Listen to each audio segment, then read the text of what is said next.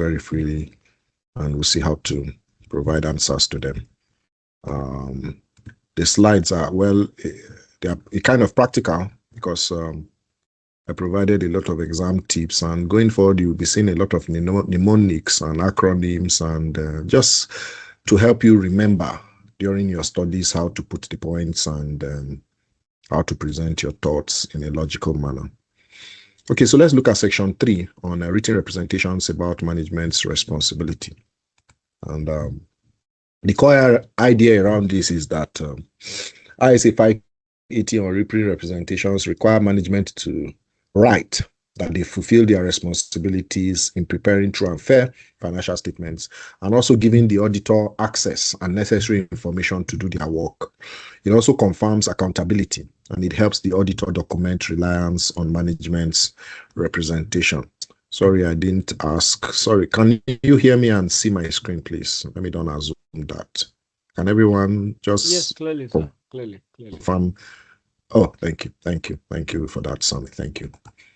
All right. So speaking about the representation, we said giving auditors in writing these answers confirms accountability on the part of management, and also helps the auditor to document reliance on management's representation. So wherever he's relying on management's representation, he has to support it. Like I said, it's not a substitute. Management representations are not substitute to doing the work and obtaining evidence independently. So he needs to have management's representation and also do his work fully. So key areas management must confirm they've done their job. You can use an acronym, PREP-F, to remember the core responsibilities of management. If you hear PREP-F, it's an acronym I coined to help you remember that management needs to confirm to the auditor their responsibilities. And number 1 is preparation and representation. That's the P. Management confirms that financial statements are prepared in accordance with the applicable financial reporting framework. So in our jurisdiction is IFRS, in the US is GAAP. So in preparation and presentation, that P, management must confirm that the financial statements are prepared based on the framework allowed. And for example, a statement in the written representation document, management could say we have prepared the 2024 financial statements in accordance with IFRS and CAMA. That's an example. Then for the R, is responsibility for information, access to information. Management should accept responsibility for design, implementation, maintenance of internal control to prevent and detect fraud and error is management's responsibility. So for that information systems control, it's the responsibility for management, and it could be documented as saying we are responsible for internal controls that ensure the prevention and detection of fraud and error. Very simple in writing. Then the E is evidence and access. Management was confirmed that all information such as records, minutes, explanations requested by the auditor has been provided. So that's for the evidence and access. So for example, management could say we have made available all relevant records and information required for the audit. And for P is post-balance sheet events. They represent that they have disclosed all events occurring after or that have occurred after the reporting date, which may require adjustments to the financial statements or significant disclosures. So for example, all events after 31st December that have that require disclosure have been communicated to you, the auditors. So I could remember the Big Four normally do that after their audit opinion. They will ask you to report on post-balance sheet events and all that. So we have to respond. Management has to respond in writing. Then the F, remember we said is PREP-F. The fraud and compliance shows that management have disclosed any issues around fraud involving them, their employees, and non-compliance with laws and regulations. So for example, management could say we have disclosed all instances of suspected fraud and non-compliance with applicable laws. So PREP-F is a good acronym to remember, and you could practice with it.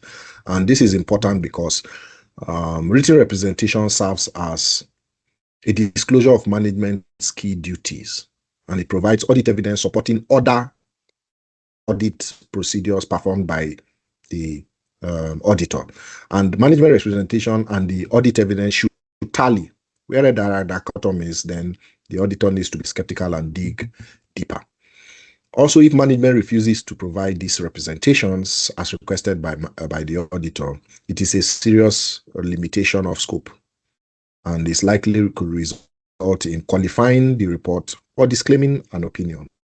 So it's a serious issue, and it just points to one thing: management is hiding something if they don't provide written representation. So don't forget the memory hook. Think around PrepF, speaking to prepared financials, responsibility for controls, evidence provided, post-event disclosed, fraud and compliance confirmed. You could just use this to read. And the quick recap is on written representations about management responsibilities are mandatory under the guide we have, ISA 580. All right, that's it. And management owns financial statements, not the auditors, and they have to accept a responsibility for that in documented form, and they have to cooperate fully with the audit. So where they are refusing, then something is wrong. Is either a lack of integrity issue or they are hiding something. So please take note of that, and that's why written representation about management responsibility is very imperative, very important. All right, any questions on that? So don't worry, you begin to see a lot of acronyms, because as it goes from here, there are a lot of issues around remembering some of the volume of some of this content. So I had to inject acronyms to help you remember. And I hope it resonates with you. And I hope it's a win for you as you keep reading and preparing for exams. All right, so let's look at the next section. Speaking to form and contents of the letter of representation. What are the forms? How does it, what shape, how should the content come of management representation? So first and foremost, the letter of representation is a written confirmation from management to the auditor that they have fulfilled their responsibilities in preparing the financial statement, number one, and have disclosed relevant information and acknowledgement of key assertions requested by the auditor. So that's necessarily the meaning of the management letter or letter of representation. They are both the same. So the key features of the management or letter of representation, you could use the acronym DAD. It's drafted by the auditor, and the auditor prepares it since they know what areas needed confirmation. So the auditor drafts it. So you could use the D as DAD. You could just remember that it's drafted by the auditor and addressed to the auditor. It is signed by senior management, either the CEO or the CFO or anybody representing management, and sent to the auditor. And it is dated close to the audit report. And it must be dated close to the audit report because this is much more practicable, not after the auditor's report or audit report. It is dated near the date of the sign-off of the audit report. This is key to take note of. So this acronym will help you. From number one, it's drafted by the auditor. Number two is addressed to the auditor. And number three is dated close to the auditor. Somebody may be confused. Why is it drafted by the auditor? He prepares it first. It's a request. The management responds by addressing it back. Okay, this is our response to your inquiry. So the first step is the auditor will ask, this is what I need. This is what you need to confirm. Then management will respond, and it's prepared close to the date of the audit report. So for example, a letter dated March 25th, 2025, for an audit report signed March 26th, 2025. The typical structure of this representation letter could have an heading on the entity's letterhead. On the entity's letterheaded, titled representation letter, and it states the purpose. For example, the audit of 2024 financial statements under IFRS. So the management's confirmation on key audit areas, you could use FODRAPS as an acronym to look at this content. To remember key ISA references, you could use FODRAPS. So the first area is financial statements. They are confirming in their response that we are responsible for the preparation of financial statements under IFRS. So that's the F. And the R is reasonableness of estimates based on ISA 540. They could confirm there are significant assumptions used in making accounting estimates, including fair values, are reasonable. So that's the R. And also in responding to the auditors, the A is adjusting events based on IC 550. Speaking to adjusting and non-adjusting events, all events requiring adjustment or disclosure have been properly reflected. Then for the U, uncorrected misstatements based on ISA 450. Uncorrected misstatements are immaterial individually and in aggregate, must be confirmed by management. Then the D is the disclosure of this important parameter or component, excuse me, which is ISA 550. Management needs to confirm all related party transactions and disclosures have been provided. Then for the RAPs, records and assets, management needs to confirm that they've provided information, records, access to staff, and whatever it's necessary for the auditors to do their job seamlessly. And also the A is assessment of fraud risk based on ISA 240. They could say we've disclosed our assessment of risk of material misstatements due to fraud to the auditors. And for the P, potential frauds and allegations based on the same ISA 240, management could assert by saying respond by saying we have disclosed all known and suspected fraud involving management, employees, or others based on or to the best of our knowledge. And the S is statutory compliance, speaking about all known instances of non-compliance with laws and regulations have been disclosed. So fraud RAPs is a way to remember. And the closing paragraph of such management letter could usually end with management's signature, their names of the directors, their designations, and the departments they head, and all that. So for example, could end by saying yours faithfully, signed by CEO, signed by CFO, something like that. And this matters because it provides documented audit evidence. It's a complementary way of documenting evidence for the auditor, and it confirms management's responsibility and cooperation during the audit. And if it's not done or refused to be done by management, it's a serious limitation of scope that could lead to or culminate in possible qualification or a disclaimer of opinion. So quick memory hook around the DAD we spoke about and fraud RAPs, talking about drafting the management letter and management responding and dating it before the audit report. And don't forget the fraud RAPs, financials, reasonable estimates, adjusting events, uncorrected statements. So this, in summary, I just provide the acronym to help you remember as you read. So those are the form and contents of a letter of presentation or letter of representation or management letter, however you want to call it. All right. So any questions? And I just hope the acronyms are driving the point home. That will be a win for me if it does that. But if it doesn't work for you, please do what works for you. Acronym tend to work for me most of the times. So yes, please, namesake, go ahead. Your hands are up. Yeah. Good evening, everyone. Good evening, sir. I'll just be fast about this. Yeah, so I want to understand, right? I'm following the class, but like it's a bit fast, which is normal. But like I want you to like just tell us like how we are expected to like take advantage of like this opportunity. Are we just listening, then later we're now going like, or we are supposed to take notes? Because I'm trying to take notes, but it's kind of fast. So yeah. Apologies. Thank you for that. I love the concern. Normally, I'm supposed to even share the slides before the class. Pardon me, I forgot.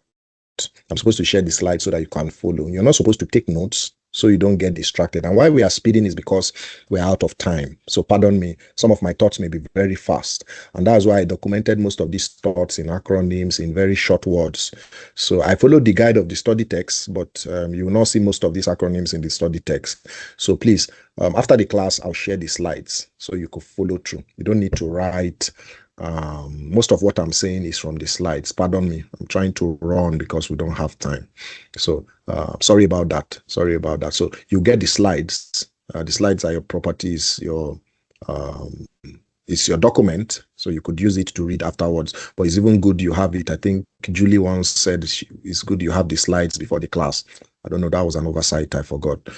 Maybe after the first break, I'll share it so that we can follow through the next one. So pardon me if I'm too fast on sharing my thoughts. It's because we're out of time. We are just in chapter 8 and exams are closed. We still have 8 more chapters to go. Even though audit evidence is a significant voluminous. It has 10 units. It's one of the most voluminous chapters in the AAAF curriculum. So please pardon me for that. So you'll get the slides so that you could follow through with your phone or with your handle as the lectures are going on. So please don't bother writing. Don't bother taking notes. You get the slides. I hope that's okay with you, namesake. Yes, thank you, sir. All right, you're welcome. Thank you for that engagement. Okay, so let's look at Unit 5. Talking about refusal to provide requested written representations, which some management team or management members could do. So what should the auditor do when there's refusal to respond or provide the requested written representation by the auditor?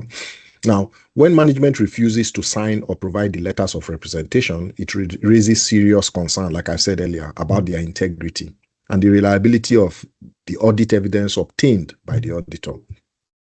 So the auditor's required actions could be around, number one, he should first discuss with management. So I used an acronym DRA. So where management refused to provide representation, he should discuss with them. Number two, discuss with management in the form of asking why they are refusing and try to resolve every misunderstanding or misconception. Maybe they don't understand what he's requesting. You know, sometimes you say, auditors, every time you keep disturbing us. What is it again? Now, dialogue is very important. And as an internal auditor, I've faced resistances, not just external audits, where you want some things, you ask for requests, they will not answer you, he has come again. What does he want? I will not work again. Every time audit. It resonates with external audits. We face that. So dialogue and making them look at it that it's a win-win thing. We just want you to improve. Make it look as if you are not haunting them. So discussion with management, dialogue is very important. You could ask for why are you refusing? This is the essence why I'm asking. I'm not trying to nail you. I'm just trying to do my job, just to improve, make sure we do better. There's a way you dialogue and, oh, okay, they give you what they want. So dialogue is very important. So discuss with management where there is refusal. And for example, the CEO says, we don't sign a letter of representations because we trust our internal controls. The auditor needs to explain that it's a mandatory requirement based on ISC 580 requirement. So I need to do it. It's part of my job. So in speaking to those charged with governance like this, you could get a positive response. And some letter of request or management letters as written by it could be in the form of, the tone could be commanding. And the director will be like, who does he even think he is? Because he's the auditor. That is why he's asking me to write. What? I will not write. Do your worst. But where the auditor comes to discuss and be like, okay, this is it. This is the reason. And such soft explanations could soften their heart to respond. And in doing that, he could also reassess the integrity after discussion. If there's also refusal, he could reassess the integrity of management, question management's honesty, not by questioning them, but sitting down with his team and the firm's partners where they refuse to confirm responsibility. It could mean concealment of information or fraud risk. So, for example, refusal to confirm completeness of liabilities. The auditor has written to you that, okay, confirm these liabilities, you owe this short term, you owe this, that may hint some debts are hidden. So there could be refusal around that. And the A acronym talks about an appropriate action the auditor should take. He should take such steps as evaluating other evidence he has come up with from his work. And those evidence still reliable, aside the management representation, then you should also consider modifying the audit opinion. That's likely disclaiming or qualifying the report or providing a limitation of scope, whichever judgment resonates with the auditor. So, for example, because management has refused to provide written representation, we are unable to obtain sufficient appropriate evidence. Could be what the auditors will write in their audit report. Therefore, we issue a disclaimer of opinion. Simple.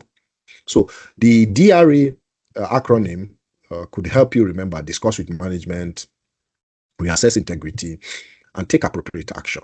That's the DRA. So the exam hook will help you to, when management refuses to say no, provide some thoughts on that very practically. Don't mind these emojis. It was AI I used to share the thoughts. So AI gave me this emoji. So don't mind them.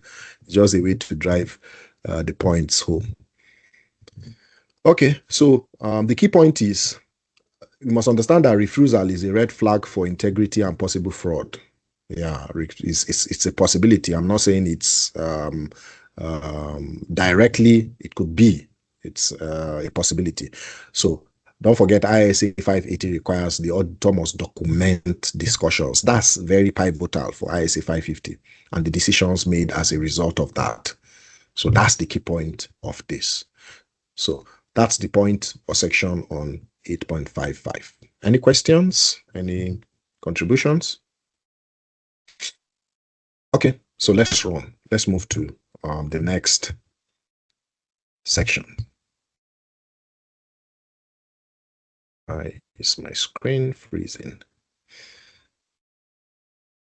Okay, I think we're done. We're done with section or unit 5, written representation, ISA 580. Oh, that's good. Written representations. So we're done with unit 5.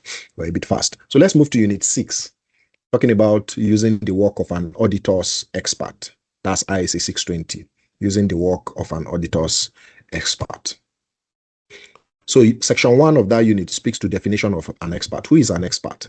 He's someone that has special knowledge or skills or experience aside or outside accounting and auditing, and his work assists the auditor in obtaining sufficient, appropriate audit evidence. So where the auditor is not vast, of course, we are not vast in everything, and where we are not skilled, or we don't have know-how in a particular area, that's another way of showing the auditor's competence. He knows what he knows, and he knows another area where he doesn't know. So he knows he needs help.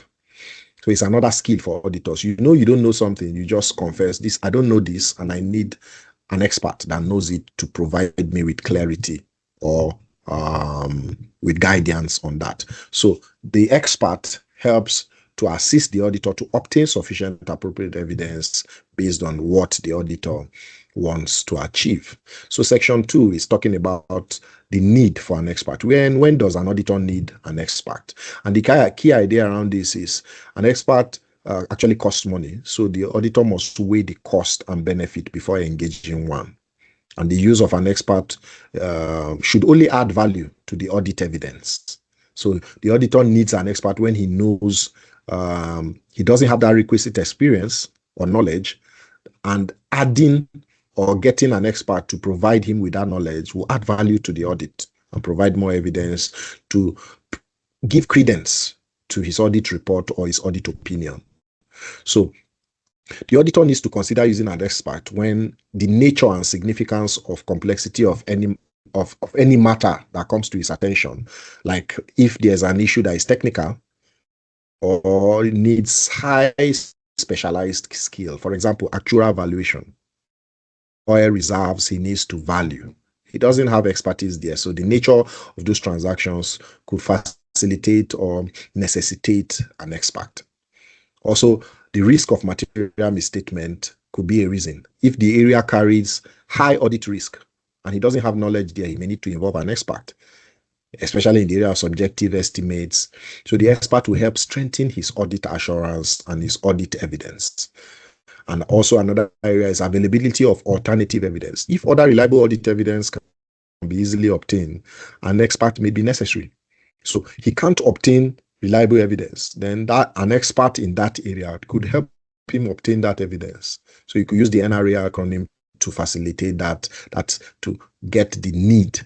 And the auditor must be reminded of the cost-benefit reminder. He should always balance the cost of hiring an expert against the importance of the evidence needed. So where the evidence is very important, especially high-risk areas, then he should consider that. But for low-risk areas, he could jettison that. Because if it's a low-risk area, there's no use wasting money or resources to get an expert. That could just be gotten, maybe he could get advice from other friends and all that, since it's a low-risk area. But if it's a material area, he should weigh the cost and benefit. This is very important. So in assessing the need for an expert, if the cost is big, then and the area he's auditing is high, then he needs to engage the expert. But if the benefit of it is low compared to the cost, he can explore other audit alternatives. So you could use NRA to remember, not really auditable without an expert. It could be as a result of the high risk area, he could not audit, and he needs evidence in that area. You could use the nature and the risk and the availability acronym to remember this. So, by way of example, an auditor of a pension fund may need an actuary to evaluate pension liabilities. He may not have that knowledge under pension, the pension scheme, PFAs, and all that, because the calculation of pension involves complex assumptions, longevity rates, and some interest rates that he may not be able to come by. So that's an example of where an auditor may need an actuary as an expert to interpret that. So the nature and complexity plus the high risk of material misstatement will justify using an expert. Very important. So that's where the auditor may need, or he may assess the needs for an expert. So the next section we'll be looking at, if we don't have any questions, the next area we'll be looking at is the assessment of the work of an expert. Assessment of the work of an expert. And the key idea around assessing the work of an expert is that even when an auditor using an expert, the responsibility of the audit opinion remains with the auditor, not the expert. So the expert supports with audit evidence the auditor, and it doesn't replace the auditor's judgment. It's very important. So the auditor needs to understand the expert's field. He must know the expert before he relies on the expert. The auditor must understand enough about the expert's discipline to define the nature, the scope, and objectives of the expert's work. And that's the responsibility of the auditor. And he must judge whether the expert's conclusions make sense. So you could use a hook to remember the KSO. He must know, he must understand the scope and the objectives of the expert's work. He must also agree terms of engagement with the expert. He must set out clearly the objective, confidentiality requirements. Those are the terms if he's engaging an expert. The responsibility of each party, both the auditor and the expert. The objectives, nature, and scope of the work. Then the written report. So you could use this scroll to remember this as an acronym: the responsibilities, the objectives, and the work form. He must also evaluate the adequacy of the expert's report. The auditor must assess whether the expert's work gives sufficient and appropriate evidence, which is what he's looking for. If it's the otherwise, then he doesn't need the expert if he doesn't get what he wants or there's sufficient appropriate evidence.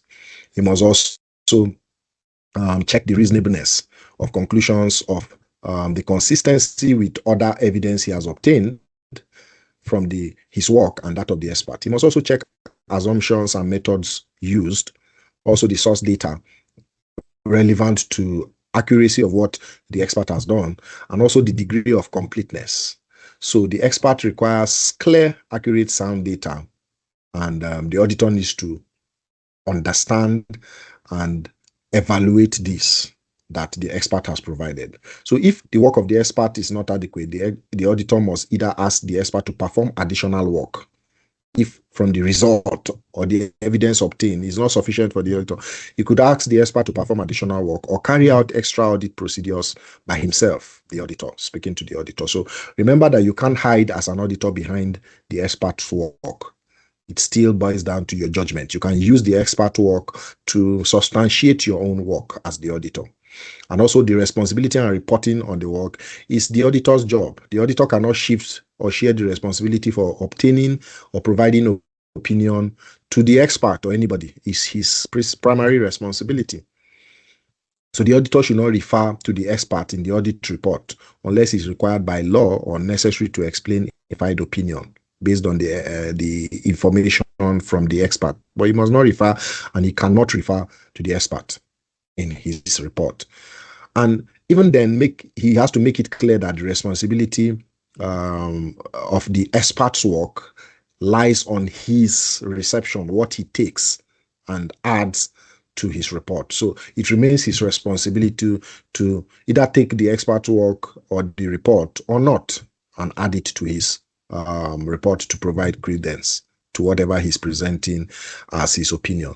So in assessing the expert's competence, capability, and objectivity, there are ways to evaluate the credibility of an expert. Check the previous work experience with the expert, conversation and interviews with the expert to validate his work, and also discussions with other auditors familiar with their work. Then also review of the professional credentials of such experts. If they are professional, check their licenses, check their qualifications, check their membership. For example, most professional organizations like lawyers, engineers, they have professional bodies. So he could check some of these things to validate they are really who they are. He could also check publications or papers authored by these professionals to be able to use them to validate his work. So, and the hook here is, as an auditor, you need to pick, the auditor needs to pick credible, dependable, reliable, knowledgeable professionals. Credible, dependable, reliable, knowledgeable professionals is a hook here. So, for example, during the audit of a property company, the auditor may engage a chartered surveyor to value investment properties he doesn't have a requisite experience in. Yes, please, Grace. Your hands are up. Excuse me. Sorry, sir. So yeah, thank you. In accessing the work of an expert, or yes, relying on the work of an expert, or needing the work of an expert of a client, does the auditor need to obtain permission from the before he goes for that? Is it necessary, or he can just permission do that from without their knowledge, from who? Just to get evidence independently? Okay, sorry, at the point you were breaking, you said he should require, does the auditor require permission from the who, client? Sorry? Oh, okay, from the client, from management. Okay, so the answer is no. As a matter of fact, it's recommended that the client doesn't even know who the auditor. Yes, I can hear you.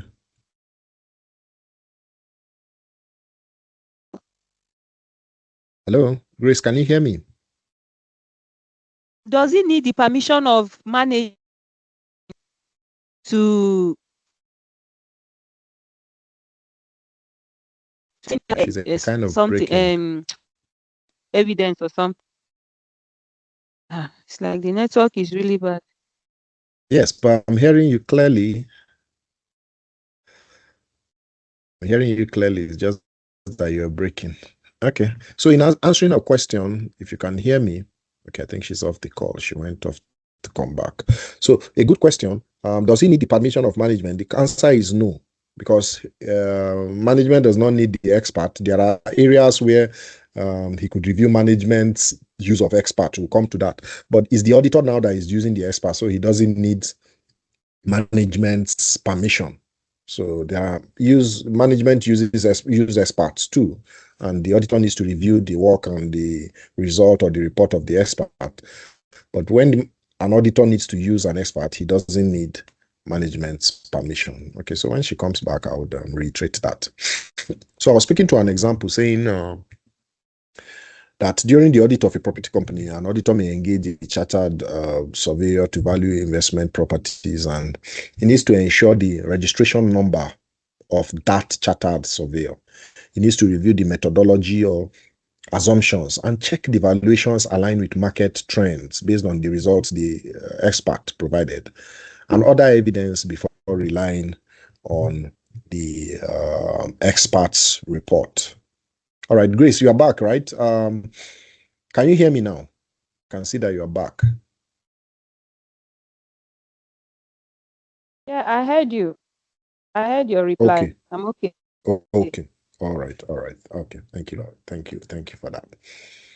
Okay, so like I was saying, in this example, the auditor needs to also review the methodology and assumption and check the valuations align with market trends. So whatever it is the expert is providing as a report, he needs to ensure that they align and they are correct in tandem with other supporting evidences for him to take hook, line, and sinker.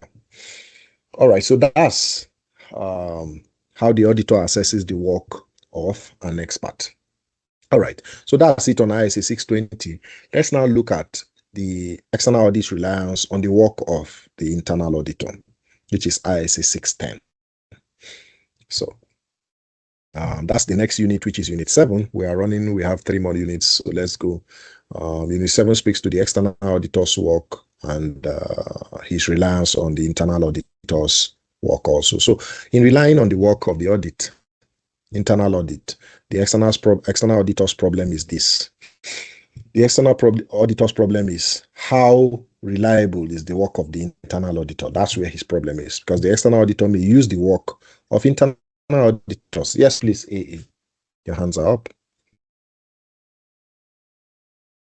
Sir, just I'm sorry, I'm bringing us back to the assessing the need for an expert.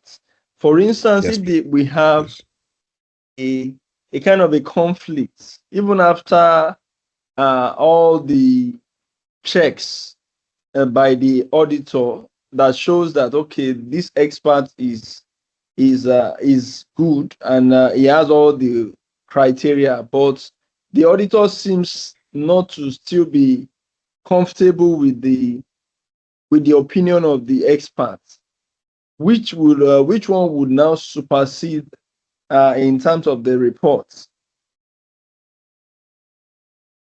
Okay, good question. So where there are conflicting evidences and the auditor is skeptical about the report of the expert, it's his judgment that now matters. So whether he uses the report or not is based on his discretion. He can decide to use it, he can decide not to use it. So it's his discretion. So he has paid the expert for his job, he has collected the report. So the input from the content of the report and his usage of that report now depends on his judgment. So whatever it is, evidence provided by the expert is now the auditor's discretion to say, okay, I will use it or not. And he could use it, he could decide to dump it. So that's the answer to the question. So it's the auditor's judgment in answering you very succinctly. I hope you're fine with that. Yeah, I'm fine with it. I just want to bring in this as well. For instance, yes, is it advisable for maybe the management of the company to recommend an expert, for instance, in an industry that the auditor does not have so much connect, as in doesn't have a network around that industry? Is it advisable or is it something that the auditor can accept if management suggests an expert? Okay. So Grace asked a question, and I think it will answer this. Now, in assessing the need for an expert, management is not even aware. They don't even know you need. So because management use experts to do some of the evaluation in providing or producing their audit reports. This one now is the auditor finding his own need. So it's independent of management. Management is not aware. So management cannot even advise him to say this. So the firm could sit down where an auditor is the partner in charge of the audit. He could sit down with other partners or other team members to say, okay, CEO, we don't understand about this land valuation. We don't understand this pension. We don't understand how management came about some of these valuations. Can we get an expert? So it's an audit firm thing. It's an audit firm engagement. It has nothing to do with management. So management are not aware. And in practice, management should not even be aware you are using an expert because your independence can be jeopardized. So they could provide an advice or provide a professional that is already compromised. And the person will come and value something based on their estimate so that it can tally. So the independence issue is even at stake if management suggests. And so most of the big fours have this network. They don't have issues with that. So in providing valuation, they could just reach out to friends or network of professionals to help them with that. So in answering your question, no, management shouldn't provide, or management are not even aware of what the auditor is doing. So the auditor's need for an expert is basically his prerogative. Yeah, I hope that's clear and succinct. Very clear. Very clear. All right. Thank you for bringing it to the for financial fantastic questions. Yes, please. KU, I can see your hand. Good evening, sir. Yeah, good evening. Nice to have you. I have a little concern in this deployment of experts for valuation of some of this stuff. My question is this: where an organization, auditor has proven that an organization has a very strong internal control, I'm just wondering, to what extent does a very strong internal control influence auditors' choice of thinking of hiring an expert, since the management also engages experts in this very function, where the auditor has established that the organization has a very strong internal control? Does it to some extent influence his choice or decision of hiring an expert in this field, sir? Very good question. Thank you very much for that question. So there are two separate things. Internal controls and expert need are two different needs. So number one, in the assessment of internal control, the auditor is validating that management has strong control and low control risk. That shows that procedures in the area of risk assessment, control environment, control activities, information and communication, and monitoring based on the COSO framework, I just mentioned 5 of them, works, and control risk is low. It's different from the use of expert. So internal controls could be around the operations of the company. It doesn't validate that some of these valuation of property. So for example, property was valued at 4 billion. What was the basis of valuing their property, plant and equipment? Let's say land and building was valued at 4 billion. What was the basis? Fine. Management used expert to value it. And the auditor is not sure of that expert use, their credibility, their independence, and their objectivity. The auditor can decide based on his discretion to have an expert. So it has nothing to do with internal controls. Of course, internal controls could be strong. Control risk is low. The auditor has come to terms with that. Now, the expert is that he needs an independent and a professional, credible, dependable, or reliable evidence from somebody, an expert in that field, to give him independence. So management could use an expert to say we valued land and building at 4 billion. And he wants another expert to come and tell him it's close to 4 billion. So it could be 3.5, 3 billion. The auditor could say, okay. But where his expert says, this property is valued at 1 billion, then there's an issue. There's a material issue on ground. So it has nothing to do with internal controls. It just has to do with the external auditors or the auditor's his judgment and his need perceived. Some of these things are not documented or a checklist. He could just from the financial statement say, no. How can they value this asset at this price? This cannot be the price. And maybe he checks the market value of that asset. Maybe it's below it. He just needs an expert. Okay, let me get an expert that knows this asset very well to come and value it. Don't forget, it's the auditors that pay the expert, not management. It's factored into their fees, not management. So those are reasons. Internal controls are different from valuation of property. It's a specialized area.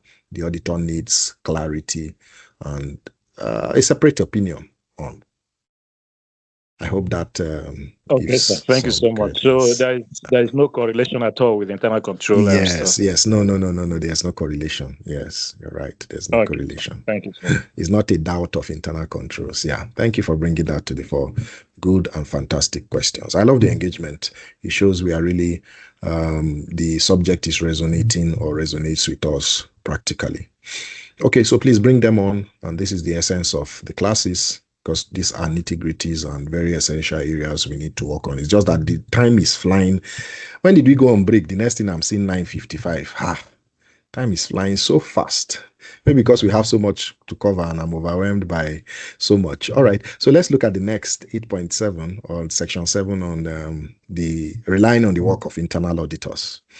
Okay, so we said he has a problem. And the problem is to judge whether the job of the internal auditor is effective or not effective. So the external auditor may use the work of internal auditors to make the audit more efficient and cost effective. But the responsibility of the audit opinion or the audit opinion and the audit report still lies with the external auditor, not the internal auditor. don't forget.